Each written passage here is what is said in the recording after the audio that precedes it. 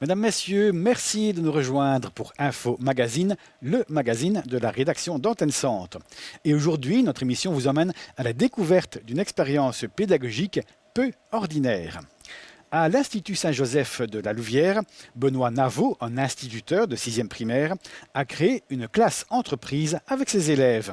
Son objectif et son ambition, participer à la First Lego League, une compétition de robotique et de programmation informatique.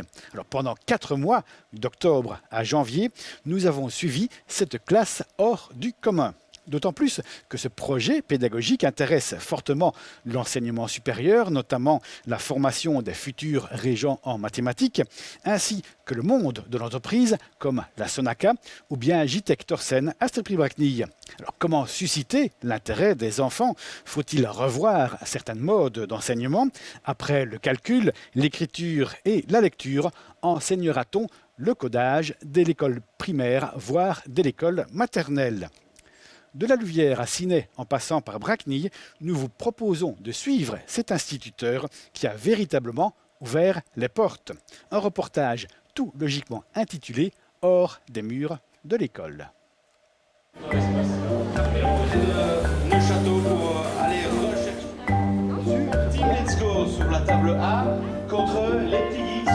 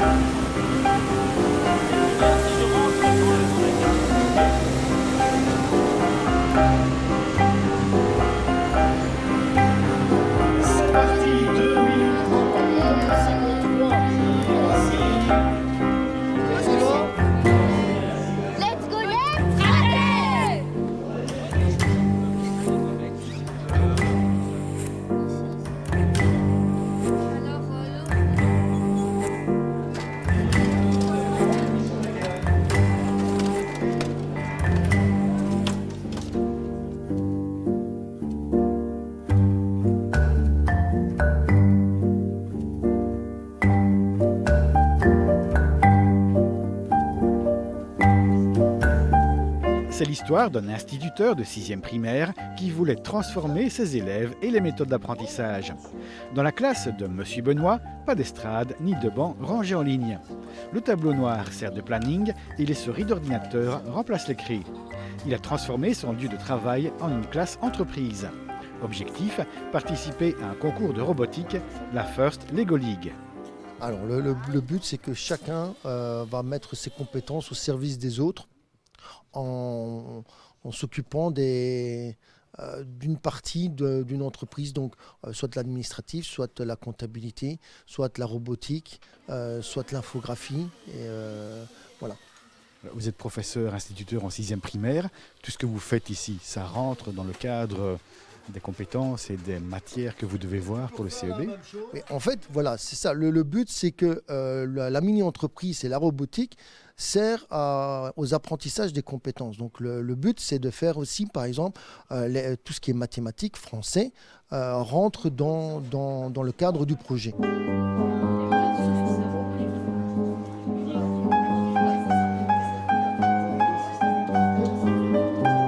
Sur la table de jeu, certains élèves programment les robots. Dans un autre endroit de la classe, d'autres font des listings sur des tableurs Excel. Et un troisième groupe découvre des vidéos sur la vie dans l'espace. Chacun ses missions, c'est la force du groupe qui assure la cohésion du projet. Tout le monde a fait un truc, on gère tout nous, on envoie les mails nous, on fait les coups de téléphone nous, on fait tout nous. Ça veut dire qu'il faut avoir confiance les uns dans les autres, il faut que chacun fasse sa mission correctement. Oui, parce que si on se fait pas confiance, ça va être le bordel. Non, mais franchement, ça motive. Moi, j'aime bien chipoter à des Lego et tout, donc voilà. Et pour passer le CEB, ça va rentrer dans les compétences de ce que vous devez connaître à la fin de l'année de 6e primaire? L'autonomie, je trouve. Parce qu'on développe aussi des compétences en, par exemple, modifiant les robots, en technologie et tout. Le défi, en fait, on a tous des runs Et alors on doit faire des missions avec les robots. Donc, par exemple, on va programmer un robot. Il va devoir par exemple prendre une sorte de tube, après le remettre. Et voilà. Donc il faut programmer, il faut concevoir le robot aussi. Oui, il faut les monter, il faut assembler des pièces, les mettre dans des... C'est des Lego mais un peu plus compliqué. Ça peut paraître surprenant comme démarche ou alors ça paraît être du bon sens que de créer une classe entreprise dans une école. Mais en fait, au départ, moi, je me suis rendu compte qu'il y avait des problèmes de motivation et d'intérêt des élèves en classe et j'ai cherché un moyen de pouvoir les intéresser. Et au départ, c'était la robotique qui était intégrée dans la pédagogie et suite aux différents problèmes, notamment de financement, c'est comme ça que la mini-entreprise a été créée et que tout le monde a pu s'y mettre dedans. Ce que vous faites ici, vous n'avez jamais appris à l'école normale.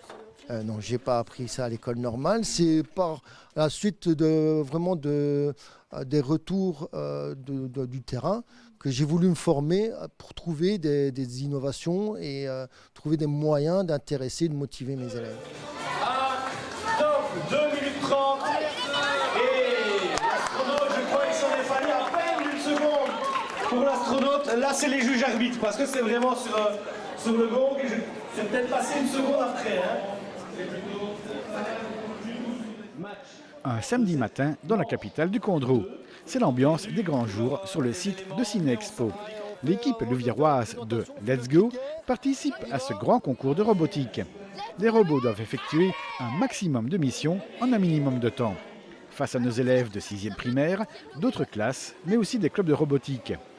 Même si l'enjeu est de taille, à savoir décrocher une place pour la finale européenne, la compétition se déroule dans une ambiance bon enfant. Allez, faites la même chose que hier. Ça prend combien de temps, Charles-Henri, pour construire le robot, pour imaginer en équipe? Premier match, on le sait, c'est le premier match où tout ne se passe pas toujours super bien. Mais est-ce que vous êtes prêts? Est-ce que vous pensez que vous allez réussir beaucoup de missions ici? Normalement, ça devrait aller, ils se calment, on va essayer de stresser un peu et je pense que ça ira. Ah voilà, tu gères un peu les plus jeunes, tu les calmes un petit peu, tu les coaches un petit peu. Comme j'étais là l'année passée, je suis là pour leur donner des excellence, donc autant les aider. Tu t'appelles? Regarde par ici, tu t'appelles alors que du côté de la team, let's go, on continue, on parvient à sortir les éléments, c'est parfait. Hey, de manière générale, c'est quand même pas mal du tout ce que fait la team Let's Go. On a raté le run 2 et on n'a pas su faire le run 3. Et pourquoi? Que s'est-il passé? Il y a quelque chose qui s'est déboîté et on l'avait mal mis. C'est pas grave, on va faire mieux après-midi. Oui. Là, on s'est entraîné, on est sûr que le run 2 va marcher. Pourquoi c'est une chouette journée aujourd'hui, ce qui se passe ici à Ciney, cette compétition de robotique et d'informatique? Parce que c'est pas tous les jours qu'on peut faire ça. Comment on s'est préparé pour la compétition? Au début de l'année, on s'entraînait au robot. D'abord, on essayait de faire les programmes. Monsieur nous montrait et voilà. Ça m'apprend à programmer, à utiliser les ordinateurs, et les tablettes et tout ça. Alors ici, la First Lego League, le premier objectif, c'est de faire amuser des enfants qui ont travaillé pendant plusieurs semaines sur des projets, sur la création de robots, etc. Et l'objectif secondaire pour nous, organisateurs, c'est de présenter notre offre de formation à destination des enseignants pour qu'ils utilisent des outils innovants dans leur classe pour approcher des quantités de matières.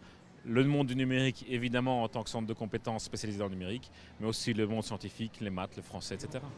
Vous travaillez pour le centre de compétences Technobel. C'est évident d'essayer de susciter l'intérêt des enseignants primaires ou secondaires pour ce type de matière et de compétition? Alors, c'est évident, oui et non. Nous, ce qu'on essaye de faire, c'est de les séduire avec des outils que les enfants connaissent, comme par exemple les Lego ici, mais aussi les outils comme des outils numériques qu'on connaît tous aujourd'hui, les tablettes, les smartphones, les ordinateurs. On s'intéresse beaucoup aussi aux imprimantes 3D, à toute cette nouvelle technologie qui demain seront sans doute très présentes dans nos maisons et que les futures générations utiliseront au quotidien. On dit souvent que les métiers de demain, pour la plupart, n'existent pas encore. Ce qu'on essaye, nous, c'est d'initier aux technologies qui sont derrière ces métiers, c'est-à-dire beaucoup de programmation, c'est-à-dire s'intéresser aussi à un peu l'univers des ingénieurs, à l'ingénierie, etc.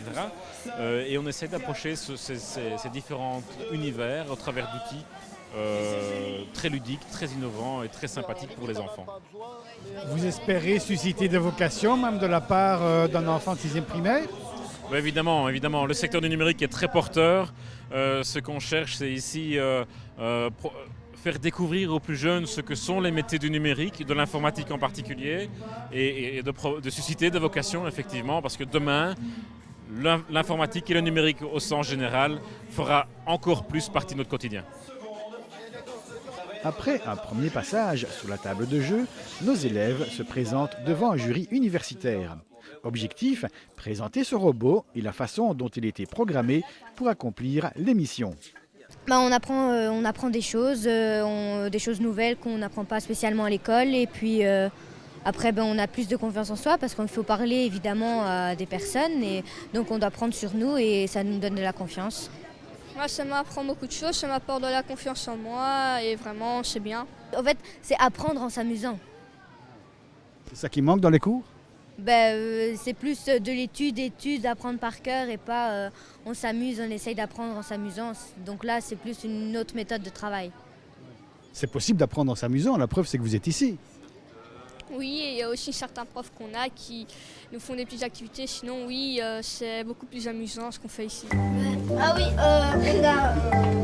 c'est le robot de l'année passée. On a changé les côtés pour qu'ils soient plus solides et plus précis avec les S'exprimer en bases. public, écrire un projet, calculer des missions, s'initier au monde de l'informatique. Ce projet fait appel à de nombreuses compétences. On apprend en s'amusant, on relève le défi. Le tout en dehors des murs de l'école.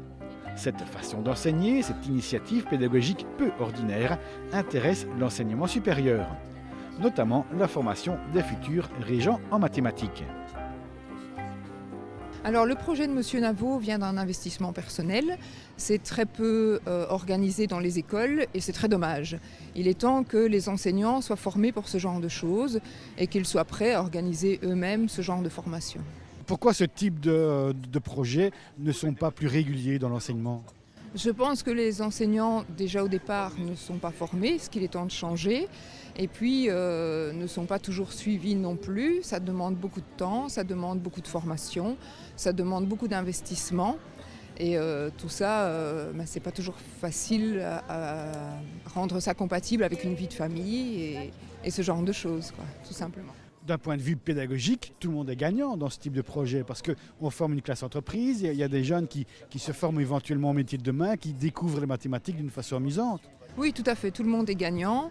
La motivation en premier, et je pense que c'est le moteur de la réussite d'un cours, particulièrement d'un cours de maths.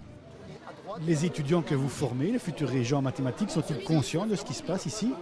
Oui, tout à fait. D'ailleurs, j'ai une classe très motivée qui a envie de faire bouger les choses, qui a envie de participer à ce genre de formation, à ce genre d'investissement, et qui se rendent compte que demain, ils seront probablement amenés à donner des cours de programmation, d'algorithmique, et qu'il est temps de bouger les choses et il est temps qu'ils soient formés à ça. Ça coince où alors? Pourquoi ce type de projet n'est pas plus suivi et pourquoi on n'ouvre pas un petit peu les portes des classes de mathématiques? On essaie, mais c'est toujours très personnel. Et donc voilà, il faut ici avec la réforme des enseignants, ça va probablement faire bouger les choses aussi. On se rend compte que les régents en maths devront enseigner l'algorithmique. Et donc on espère que les cours s'adapteront pour leur formation.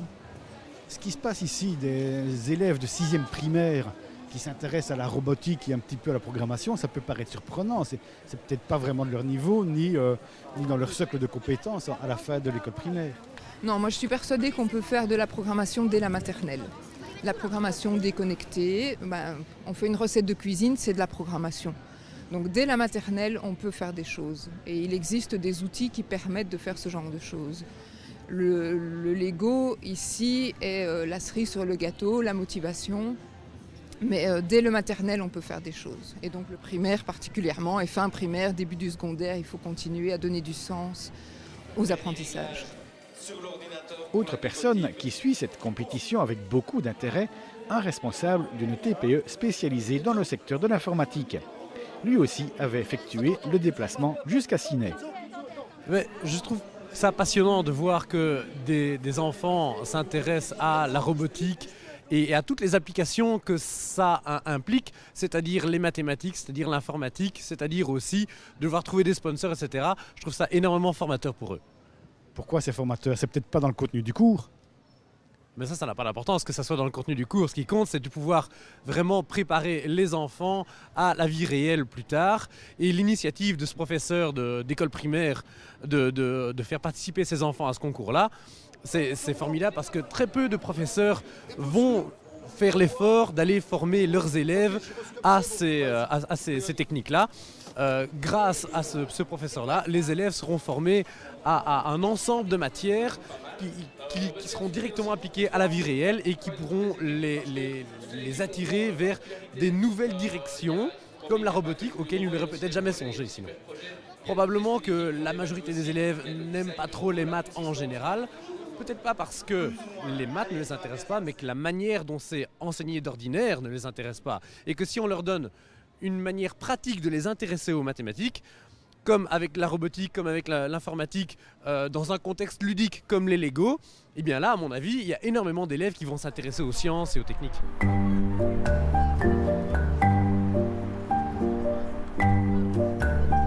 Aucun obstacle ne résiste à notre instituteur passionné.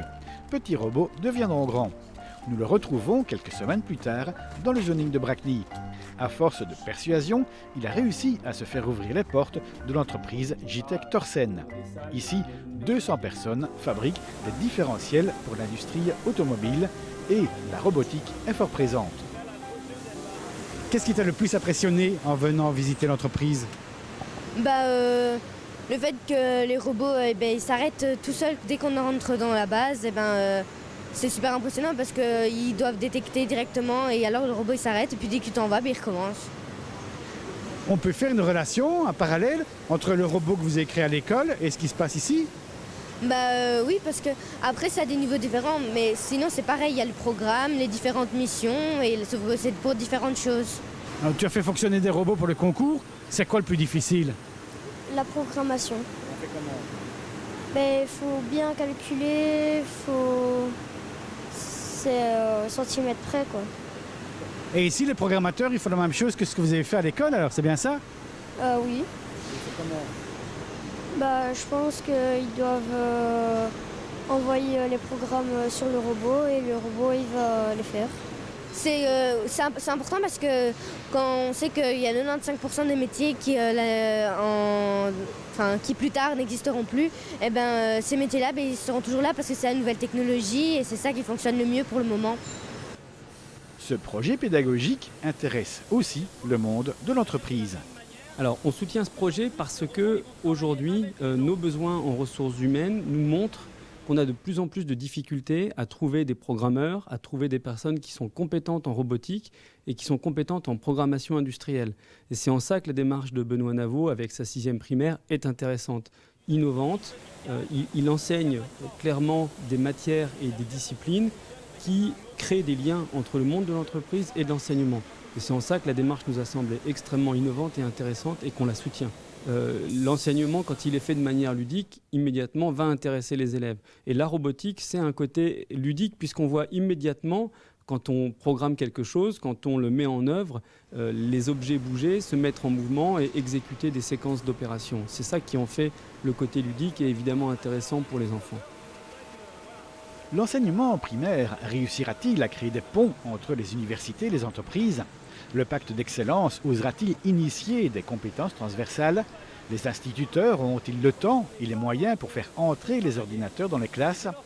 Après la lecture, le calcul et l'écriture, apprendra-t-on la programmation dès l'école primaire? Certains en rêvent. Ça leur apprend à être des futurs citoyens responsables et autonomes. Dans l'avenir, on sait que dans 11-12 ans, 85% des métiers n'existent pas encore. Et les métiers qui n'existent pas encore, il va falloir les créer, il va falloir les inventer et ça sera dans le domaine du numérique de toute façon. Et donc, si, je dis toujours, vaut mieux faire des robots et les comprendre que d'être soi-même des robots si on ne les comprend pas. Et surtout, l'école sera-t-elle gardée ces instituteurs qui poussent les murs de la classe? Toujours est-il que M. Benoît a décidé en pleine année scolaire de quitter l'enseignement. Il développe des projets pour la Maison des Maths. Le but, c'est que moi, je voudrais, c'est qu'ils aient le maximum d'esprit critique et qu'ils puissent choisir en toute connaissance de cause. Et cette expérience, de toute façon, qu'ils partent dans le numérique, dans la robotique ou dans un autre domaine, je sais que ces expériences-ci vont leur apporter de toute façon beaucoup d'assurance. Vous êtes un ovni dans votre école? Ouais, je suis un ovni tout court. Je suis un ovni tout court. J'ai toujours été un peu en marge de tout ce qui se fait.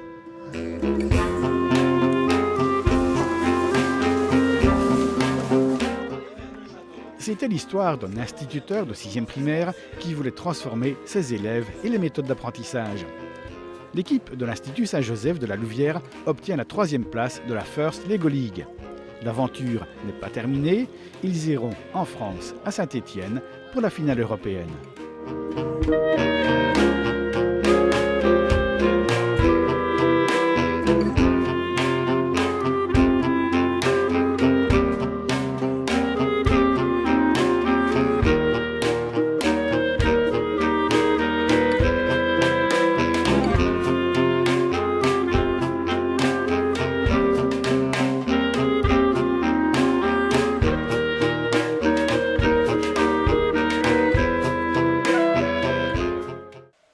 Voilà pour cette initiative extraordinaire et ces belles rencontres. Évidemment, nous suivrons avec beaucoup d'attention le résultat de cette classe hors du commun lors de la compétition de Saint-Étienne.